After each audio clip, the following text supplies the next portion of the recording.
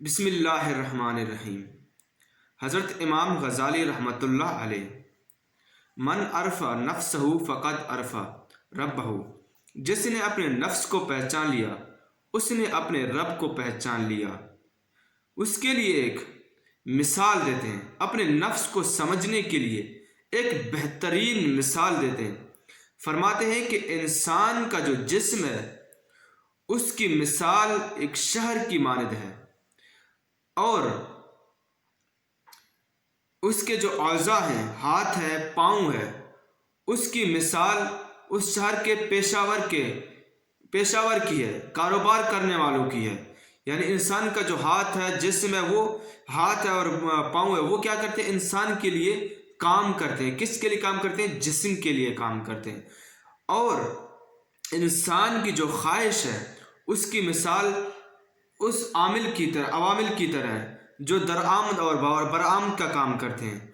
یعنی کہ شہر کی ضروریات کے لیے وہ باہر سے چیزیں لے کر آتے ہیں۔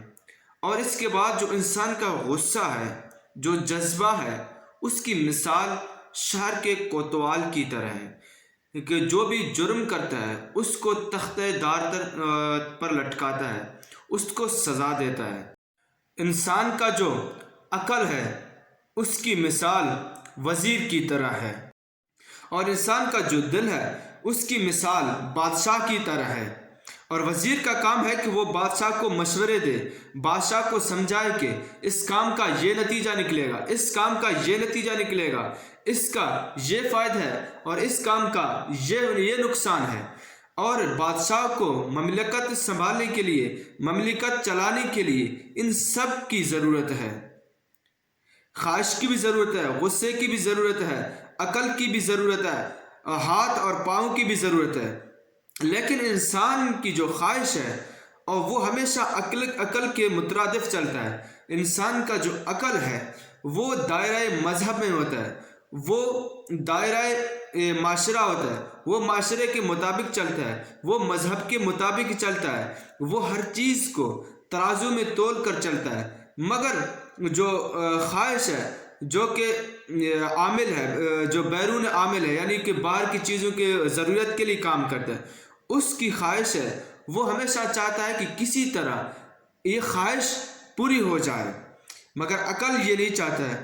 عقل سب چیزوں کو ترازو میں تولتا ہے، اس لیے ان دونوں میں ہمیشہ اختلاف ہے۔ عقل کا ڈائریکشن ہے، لیکن خواہش کا کوئی ڈائریکشن نہیں ہے۔ جو انسان کا جو غصہ ہے وہ شریر ہے، وہ چاہتا ہے کہ کسی کو وہ نقصان پہنچائے، وہ کسی کو زخمی کرے، کسی پر اپنے آپ کو حاوی کرے۔ انسان کا یہ غصہ ہوئی ہے، اور جس کی مثال کوتوال کی طرح ہے۔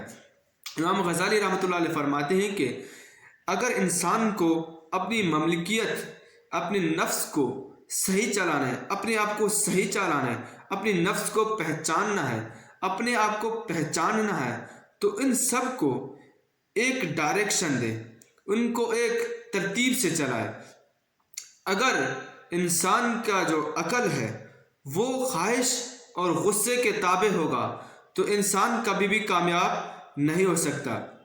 اگر انسان کو عروج چاہیے، انسان کو معرفت الہی چاہیے، انسان کو اونچائی چاہیے، انسان کو اپنے رب کو راضی کرنا ہے، اپنے نفس کو پہچاننا ہے، تو اس کو چاہیے کہ کبھی بھی اپنے عقل کو اپنے خواہشات اور غصے کے تابع نہیں کرے، کیونکہ غصہ جب حاوی ہو جائے گا تو وہ یہ نہیں دیکھے گا کہ اس کا کیا نقصان ہے، کیا فائدہ ہے۔ اگر غصہ آیا تو وہ شریر ہے، وہ کہے گا کہ آگے والے کو نقصان پہنچانا ہے، چاہے مجھے نقصان ہو یا فائدہ۔ اسی طرح خواہش ہے، جب خواہش کو ضرورت پڑے گی تو وہ چاہے گی کہ میری خواہش پوری ہو جائے، میری ضرورت پوری ہو جائے کسی بھی طرح، چاہے میں معاشرے میں میرے ساتھ کچھ بھی ہو جائے، لیکن میری ضرورت پوری ہو جائے۔ لیکن انسان کو مملکت چلانے کے لیے کبھی بھی عقل کو خواہش اور غصے کے تابع نہیں کرنا چاہیے۔ انسان اگر اپنا عقل ان دونوں پر حاوی کرے گا تو پھر اس کے بعد بھی انسان کو چاہیے کہ اپنے عقل کو بھی عروج بخشے، اپنی عقل کو بھی ایک ڈائریکشن دے، اس کو بھی ایک سوچ دے، ایک اعلیٰ سوچ دے۔ اگر اس انسان کی جو عقل ہے اس کو اگر اعلیٰ سوچ نہیں دے گا، ایک ڈائریکشن نہیں دے گا، تو وہ بھی کسی نہ کسی طرح جا کر وہ غصہ اور خواہش کے تابع ہو جائے گا۔ اس لیے اگر انسان کو عقل کو عروج دینا ہے تو اس کے لیے اس کو پڑھنا پڑے گا، اس کے لیے مختلف کتابوں کی مطالعہ کی ضرورت ہے، اس کے لیے انسان کو تفکر کی ضرورت ہے، خیال کی ضرورت ہے، غور و فکر کی ضرورت ہے، اپنے معاشرے میں، ارد گرد میں، ماحول میں لوگوں کو دیکھنے کی ضرورت ہے اور لوگوں سے سبق حاصل کرنے کی ضرورت ہے، دوسروں سے سیکھنے کی ضرورت ہے۔ انسان جب یہ کچھ کرے گا تو انسان کی جو عقل ہے انسان کا، اس کو ایک ڈائریکشن مل جائے گا، اس کو ایک مقصد مل جائے گا، پھر اس انسان اپنے نفس کو پہچانے گا، پھر وہ من عرف نفسہ فقد عرف ربہ تک پہنچ جائے گا۔ پھر وہ اگر اس نے اپنے نفس کو پہچانا تو وہ اپنے رب کو پہچانے گا کہ اللہ تعالیٰ نے مجھے کیوں پیدا کیا، میرے آنے کا مقصد کیا ہے، اور انسان کو معرفت الہیت ملے گی۔ مگر یہ نفس کیا ہے؟ امام غزالی فرماتے ہیں کہ انسان کے اندر دو دل ہوتے ہیں، ایک تو گوشت کا لوتھڑا ہے جس کا کام ہے خون سپلائی کرنا، اور دوسرا دل ہے جس کا تعلق روح کے ساتھ ہے، اس کو ہم سادہ الفاظ میں ضمیر بھی کہہ سکتے ہیں۔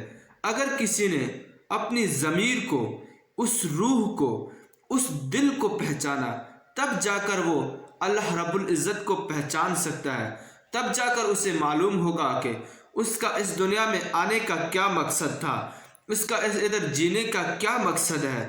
تب وہ جا کر اپنے جینے کا، اپنی زندگی کا اصول سیکھ سکتا ہے، تب جا کر وہ جینے کا معیار سیکھ سکتا ہے، تب جا کر اسے اپنا مقصد واضح دکھائی دے گا، تب جا کر انسان اپنے رب العالمین کو پہچان سکے گا، تب جا کر وہ اپنی زندگی کو ایک سانچے میں ڈال سکے گا۔ اللہ تعالیٰ ہمیں اپنی نفس کو سمجھنے کی توفیق عطا فرمائے۔ والسلام۔